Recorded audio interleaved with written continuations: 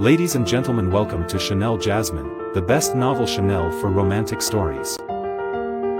Hai guys, selamat datang di channel Jasmine, channel terbaik untuk menyimak novel-novel romantis. Mohon dukung channel ini dengan subscribe, like dan share video-video yang ada di channel ini. Terima kasih.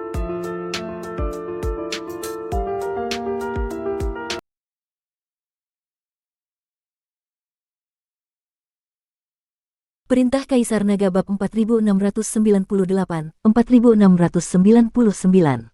Saat itu, di aula samping kota Matahari dan Bulan, Lin Kedong memegang perintah pembunuhan di tangannya, wajahnya penuh dengan kegembiraan. Di belakang Lin Kedong berdiri seorang wanita berpakaian putih, dengan rambut panjang yang terurai. Wajahnya dingin dan tanpa ekspresi, sementara di tangan kirinya ia menggenggam sebilah pedang panjang yang masih tersarung. Ruoya, 100.000 batu roh abadi. Ini adalah sumber daya yang sangat besar. Lin Kedong berbicara dengan suara penuh kegembiraan tanpa menoleh ke belakang kepada wanita di belakangnya. Putra mahkota, belum tentu aula ke-10 dapat mengumpulkan 100.000 batu roh abadi, apalagi Kaisar telah memberikan perintah bahwa kalian semua tidak boleh meninggalkan kota Matahari dan Bulan. Tangga langit akan segera turun. Kaisar ingin kalian segera bersiap untuk menguji diri di dalamnya. Lin Ruoya berbicara dengan suara pelan. Ayah hanya menyuruh kami bersiap, tetapi tidak memberiku sumber daya sedikit pun. Bagaimana aku bisa mempersiapkan diri? Sementara itu, Lin Keting sudah dipenjara, tetapi tetap saja dia mendapatkan sumber daya untuk berkultivasi setiap hari. Ayah terlalu pilih kasih. Lin Kedong mendengus dingin, jelas menunjukkan ketidakpuasannya. Putra mahkota, sumber daya kota Matahari dan Bulan semakin menipis. Kaisar juga tidak punya pilihan selain meminta kalian bersiap. Begitu tangga langit turun, kalian harus segera masuk dan melatih diri di dalamnya. Selain itu, perintah pembunuhan dari aula ke-10 ini bisa jadi hanyalah jebakan. Jika para ahli dari aula ke-10 sendiri tidak bisa membunuh Dev, bagaimana mungkin kita bisa melakukannya? Dan jika mereka bisa membunuhnya, mengapa mereka harus menawarkan hadiah 100.000 batu roh abadi? Ini benar-benar paradoks. Belum lagi, orang-orang dari aula ke-10 terkenal arogan dan tidak memiliki reputasi yang bisa dipercaya. Putra mahkota sebaiknya tidak tergoda oleh ini. Lin Ruoya mencoba membujuk Lin Kedong, menjelaskan kepadanya keuntungan dan kerugian dari perintah pembunuhan ini. Aku tidak peduli apakah aula ke-10 punya reputasi atau tidak. Jika aku membunuh Dev dan mereka berani menolak memberi batu roh abadi kepadaku, maka aku akan memimpin pasukan penjaga kerajaan dan menghancurkan aula ke-10 dalam sekejap. Jangan lupa, aku yang sekarang memegang perintah komando pasukan pengawal kerajaan. Ayah mempercayakan pasukan itu kepadaku. 100.000 batu roh abadi cukup bagiku untuk menerobos ke tingkat alam abadi dan menjadi putra mahkota terkuat. Tatapan Lin Kedong dipenuhi dengan keserakahan. Meskipun ia adalah putra mahkota, bakatnya tidak terlalu menonjol. Hingga saat ini, ia hanya mencapai puncak alam Mahayana tingkat 9, dan selama bertahun-tahun ia tidak berhasil menerobos ke tingkat alam abadi. Di antara para putra mahkota lainnya, beberapa sudah berhasil mencapai tingkat alam abadi. Terutama adiknya, Lin Kevan, yang telah mencapai tingkat itu sejak lama. Keduanya selalu berselisih. Meskipun Lin Kedong sebagai kakak lebih dihormati, tetapi karena kekuatannya lebih lemah, Lin Kevan sama sekali tidak menghormatinya. Ini adalah luka batin bagi Lin Kedong. Ia selalu ingin melampaui Lin Kevan, tetapi semakin ia terburu-buru, semakin sulit baginya untuk menerobos ke tingkat alam abadi. Meningkatkan tingkat kultivasi sebesar ini membutuhkan bakat, kekuatan, dan peluang 3 faktor yang tidak dapat dipisahkan. Putra mahkota, Anda tidak perlu berkata lagi. Aku sudah mengambil keputusan. Aku harus membunuh Dev dan mendapatkan 100.000 batu roh abadi ini. Jika kau ingin ikut, maka ikutlah denganku. Jika tidak, tetaplah di kota dan jangan berani memberitahu ayah tentang ini. Lin Kedong mengancam Lin Ruoya dengan suara dingin. Aku akan ikut denganmu. Lin Ruoya hanya bisa menundukkan kepalanya dengan pasrah. Sebagai pelayan pribadi Lin Kedong, bagaimana mungkin ia bisa menolak untuk ikut?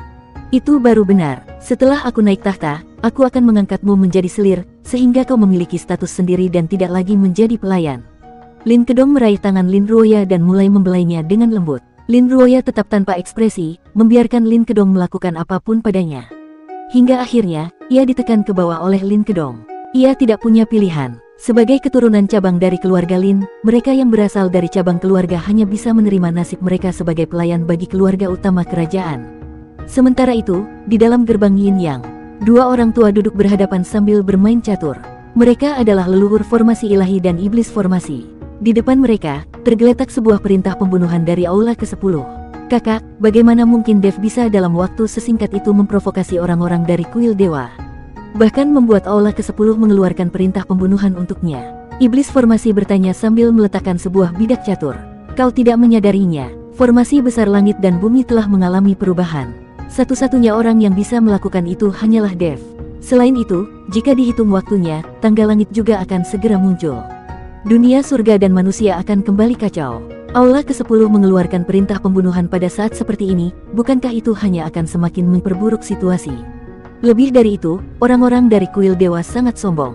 Mana mungkin mereka mengeluarkan uang untuk menyelesaikan sesuatu? Perintah pembunuhan ini pasti ada konspirasi di baliknya. Leluhur formasi ilahi tersenyum tipis sambil berbicara. Lalu, apa yang harus kita lakukan? Apakah kita tidak akan membantu anak itu? Iblis formasi bertanya. Membantu? Bagaimana caranya? Kau dan aku, kekuatan kita telah ditekan habis-habisan. Apa yang bisa kita lakukan untuk menolongnya? Leluhur formasi ilahi balik bertanya. Iblis formasi terdiam. Ini bukan alam surga. Kekuatan mereka ditekan begitu kuatnya, bahkan bertahun-tahun berlalu tanpa adanya peningkatan. Malah, kekuatan mereka semakin melemah dari tahun ke tahun. Dalam keadaan seperti ini, meskipun mereka ingin membantu, mereka tidak bisa. Mari kita lihat takdir anak itu sendiri. Jangan ikut campur. Leluhur formasi ilahi menjatuhkan bidak caturnya, lalu berkata, sekarang giliranmu. Keduanya melanjutkan permainan catur mereka, mengabaikan sepenuhnya perintah pembunuhan yang ada di depan mereka. Sementara itu, banyak kekuatan tersembunyi di dunia surga dan manusia juga menerima perintah pembunuhan ini. Meskipun beberapa dari mereka mencurigai adanya konspirasi, godaan 100.000 batu roh abadi tetap membuat banyak orang tergiur. Namun, Dev sendiri tidak mengetahui tentang perintah pembunuhan ini. Bahkan, sebagian besar kultivator biasa di dunia surga dan manusia tidak memiliki cara untuk menerima berita ini. Sementara itu, di dalam kamar Dev, seseorang berjalan masuk dengan senyum di wajahnya. Saudara Chen, selamat, selamat. Orang itu adalah Yun Li. Sejak dia berhasil memutuskan hubungan dengan jiwa takdirnya, wajahnya terlihat lebih ceria dari sebelumnya. Kini, dia telah benar-benar bebas dari kendali kuil dewa. Sekarang, dia bisa pergi kemanapun yang dia mau dan bisa bersama orang yang dia cintai tanpa ada yang menghalangi. Saudara Yun, apa yang membuatmu memberi selamat kepadaku? Dev menatap Yun Li dengan bingung. Dia tidak tahu kejadian baik apa yang sedang dirayakan oleh Yun Li. Lihat ini sendiri. Yun Li tersenyum dan mengeluarkan selembar kertas putih, lalu membentangkannya di depan Dev. Saat melihat isi kertas itu, wajah Dev langsung berubah. Alisnya mengernyit tajam. Itu adalah perintah pembunuhan dari Aula ke-10. 100.000 batu roh abadi. Dev menatap Yun Li dan bertanya, apakah aku benar-benar bernilai 100.000 batu roh abadi? Yun Li tertawa dan berkata, tentu saja tidak. Bahkan jika kau memang seberharga itu, Aula ke-10 tidak akan pernah mengeluarkan 100.000 batu roh abadi hanya untuk membunuhmu. Jangan lupa, kami dari suku dewa adalah ras yang lebih tinggi dari yang lain. Mana mungkin kami menggunakan cara seperti ini? Tapi ini jelas perintah pembunuhan dari Aula ke-10, bukan? Dev bertanya dengan heran. Benar, tapi aku yakin bahwa perintah ini bukan dikeluarkan oleh ayahku. Ayahku tidak mungkin rela mengeluarkan 100.000 batu roh abadi hanya untuk membunuhmu. Ini pasti ulah orang lain. Yun Li menjelaskan, orang lain. Apakah ada orang lain di Aula ke-10 yang memiliki kekuasaan sebesar itu selain ayahmu? Dev masih tidak mengerti. Bukankah hanya penguasa Aula ke-10 yang bisa mengeluarkan perintah seperti ini? Yun Li tersenyum masam dan berkata, kekuasaan ayahku tidak sebesar yang kau bayangkan. Jika tidak, aku tidak akan dipenjara di Aula ke-10 selama ratusan tahun. Kemungkinan besar, ayahku mengira jiwa takdirku telah padam, sehingga dia mengira aku telah dibunuh olehmu. Maka, dia mengirim seseorang untuk membalas dendam. Perintah pembunuhan ini pasti dikeluarkan oleh orang yang dikirim itu. Yun Li menganalisis situasinya dengan tenang. Kalau begitu, apakah kau tahu siapa yang dikirim? Dev bertanya. Mata Yun Li berubah tajam, penuh kebencian, saat dia menyebut satu nama. Jika dugaanku benar, orang itu pasti Huo Qing. Karena hanya dia yang berani melakukan hal seperti ini. Bersambung.